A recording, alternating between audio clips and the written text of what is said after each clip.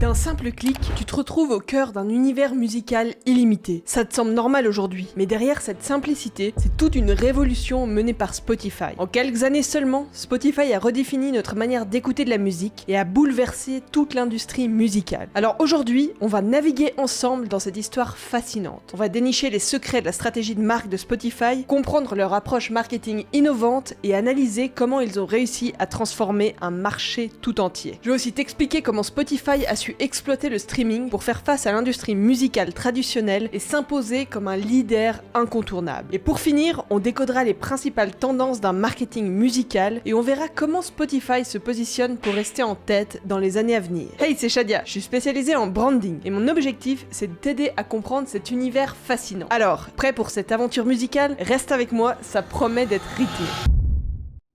Dans les entrailles de Stockholm, en 2006, une idée germe dans les esprits de Daniel Ek et Martin Lorentzon. Et si on rendait la musique accessible à tous, partout et à tout moment? Une idée un peu folle, mais qui a donné naissance à Spotify. Et ouais, c'était pas si évident à l'époque. Avec des artistes résistants aux plateformes numériques et les auditeurs jonglant entre des CD, des téléchargements illégaux et les prémices du streaming, le paysage musical était un vrai chaos. Mais nos deux visionnaires voient une opportunité. Un service de musique en streaming légal, intuitif et de qualité. Bingo! Et ce qui était une idée audacieuse se transforme rapidement en réalité. 2 ans plus tard, Spotify est lancé en Suède. D'abord une goutte dans l'océan de l'industrie musicale. Spotify s'étend rapidement à l'Europe, puis au monde entier. À chaque étape, ils innovent, ils adaptent et ils continuent à grandir. On est en 2011 et Spotify débarque aux États-Unis, un marché immense et ultra concurrentiel. Mais ils ne se contentent pas d'arriver en disant « Salut, on est là !» Non, ils débarquent avec un plan bien ficelé, un partenariat avec Facebook. Une stratégie audacieuse qui propulse Spotify sur le devant de la scène internationale. Aujourd'hui, avec plus de 345 millions d'utilisateurs actifs, Spotify est le leader incontesté du streaming musical. C'est devenu notre bibliothèque musicale quotidienne, notre DJ personnel et même notre compagnon de podcast. Mais comment ont-ils réussi ce tour de force? On dit souvent que la nécessité est la mère de l'invention et Spotify est la preuve vivante de ce dicton. En comprenant le besoin du public pour une accessibilité simple et rapide à la musique, ils ont su transformer une industrie entière. Il faut se rappeler d'où on vient. Avant Spotify, pour écouter de la musique, tu devais soit acheter un album ou un single, soit télécharger illégalement. C'était un modèle de possession. Ton CD, ton MP3, c'était à toi. Mais avec l'arrivée du streaming, on passe à un modèle d'accessibilité. Tu possèdes plus la musique, mais t'y as accès. Et pas seulement à un album ou une chanson, mais à des millions de titres. Ce changement de paradigme a bousculé l'industrie musicale. Les ventes des disques ont chuté, mais en parallèle, les revenus du streaming ont explosé. Les artistes ont dû adapter leur manière de penser, de travailler et de promouvoir leur musique. Et qui était là en première ligne de cette révolution? Spotify, bien sûr. L'entreprise n'a pas seulement embrassé ce changement, elle l'a piloté. Elle a donné à son public ce qu'il voulait, de la musique partout, tout le temps. En fait, ils ont créé un modèle économique qui bénéficie à tout le monde. Les utilisateurs gratuits écoutent de la musique entrecoupée de publicité, tandis que les utilisateurs premium profitent d'une expérience sans pub. Et tu sais quoi? Ce coup de maître ne serait pas complet sans un branding et un design à la hauteur. Spotify a su marquer les esprits avec une identité visuelle unique et audacieuse. Si je te demande de penser à Spotify, c'est quoi la première chose qui te vient en tête? Pour beaucoup d'entre nous, c'est cette audacieuse et inoubliable couleur verte. Un vert si distinct qu'on pourrait presque l'appeler le Spotify Green. L'objectif du choix de cette couleur, c'était de se démarquer de la masse. Et devine quoi? Ça a marché. Ensuite, il y a la typographie. Spotify utilise la police circulaire, qui est simple, moderne et facile à lire. C'est essentiel parce que la musique, c'est d'abord une affaire de simplicité et de confort. Et ça, Spotify l'a bien compris. Quant à l'interface utilisateur, épurée et intuitive, elle reflète parfaitement la philosophie de Spotify, rendre la musique accessible à tous. Le design est tel que même si t'es nouveau sur la plateforme, tu peux facilement te repérer. T'es pas submergé d'infos inutiles. Tu peux simplement te détendre et profiter de la musique. Et voilà, encore une preuve du pouvoir du branding. L'identité visuelle de Spotify est si forte que même sans le logo, on pourrait clairement reconnaître la marque. Mais un bon branding, c'est pas seulement un bon logo ou une couleur accrocheuse. Un bon branding, c'est pouvoir créer une connexion émotionnelle avec ton public. Et c'est là que Spotify excelle vraiment. En donnant à chacun un espace où il peut créer sa propre expérience musicale, Spotify ne nous vend pas seulement un accès à la musique. Ils nous vendent une expérience, un sentiment, une ambiance. Et c'est ça qui fait qu'on revient toujours. Et bien sûr, comme toute bonne marque, Spotify a su évoluer avec le temps. Leur identité visuelle a légèrement changé au fil des ans, s'adaptant aux tendances et aux préférences changeantes de leur public. Mais ils ont réussi à conserver cette essence qui les rend uniques. D'ailleurs, je peux pas ne pas mentionner le coup de génie annuel de Spotify, la fameuse Spotify Review, cette revue de fin d'année qui fait le bilan de notre écoute musicale. C'est devenu un événement que tout le monde attend avec impatience chaque année. Dès le mois de novembre, tu peux voir des posts un peu partout sur les réseaux sociaux avec des gens qui se demandent « Mais quand est-ce que la revue de Spotify va tomber ?» C'est tout simplement une preuve de la relation incroyable que Spotify a réussi à tisser avec sa communauté. Et une fois que c'est lancé, c'est l'explosion. Tout le monde partage son année en musique. Les artistes les plus écoutés, les nouvelles découvertes, le nombre total de minutes écoutées. Et en faisant ça, devine quoi? On fait la promo de Spotify sans même s'en rendre compte. C'est du pur génie. Parce qu'en fait, cette review, ça se limite pas à donner de l'information sur notre consommation musicale. C'est une façon de raconter notre histoire à travers la musique, de montrer notre identité, nos goûts. C'est une expérience personnelle, unique à chacun. Et en même temps, c'est un moment partagé, un sujet de conversation. Qui n'a pas comparé son top 5 avec ses amis? Bref, Spotify Review, c'est le summum du branding. C'est beau, c'est fun et ça crée du lien. Et surtout, ça donne envie de rester avec Spotify, de continuer à créer notre histoire avec eux. D'un point de vue de marketing, Spotify fait partie de ces marques qui ont compris l'importance de l'expérience utilisateur. Ils se contentent pas de vendre un accès à de la musique, ils créent une expérience, une histoire autour de l'auditeur. Et pour ça, ils se basent sur un trésor inestimable, les données. Je te parle de ces milliards d'informations qu'ils collectent chaque jour sur nos habitudes d'écoute. Quels sont nos genres préférés? À quelle heure on écoute de la musique? Combien de temps on écoute de la musique? Avec ça, ils peuvent adapter leur offre, personnaliser notre expérience, nous proposer des titres ou des artistes qu'on est sûr d'adorer. Et c'est pas tout. Ces données, ils les utilisent aussi pour leur campagne marketing. Tu te rappelles des pubs avec les phrases du genre « À la personne qui a écouté Sorry de Justin Bieber 42 fois le jour de la Saint-Valentin, tout va bien ?» C'est fun, c'est décalé et ça montre à quel point ils nous connaissent. Allez, on remonte le temps. Tu te rappelles quand Spotify se limitait juste à la musique? Ben plus maintenant. Aujourd'hui, c'est bien plus que ça. Spotify a su grandir, évoluer, diversifier son offre pour devenir bien plus qu'une simple plateforme de streaming musical. C'est en 2015 que Spotify se lance dans les podcasts. Maintenant, tu te demandes sûrement pourquoi les podcasts, pas vrai? Tout simplement parce que ça raconte des histoires, ça partage des connaissances, ça transmet des émotions. C'est une autre dimension du son qui permet à Spotify de renforcer sa position en tant que plateforme audio. Et ils ont pas juste ajouté les podcasts à leur menu. Les expériences live, les concerts, les sessions d'enregistrement exclusives. Ils ont su comprendre que la musique, c'est une expérience, c'est un moment à partager. Et ça a encore boosté leur place de leader sur le marché. Et du coup, qu'est-ce qu'on doit retenir de tout ça? Que la diversification n'a pas juste permis à Spotify d'élargir son offre. Non,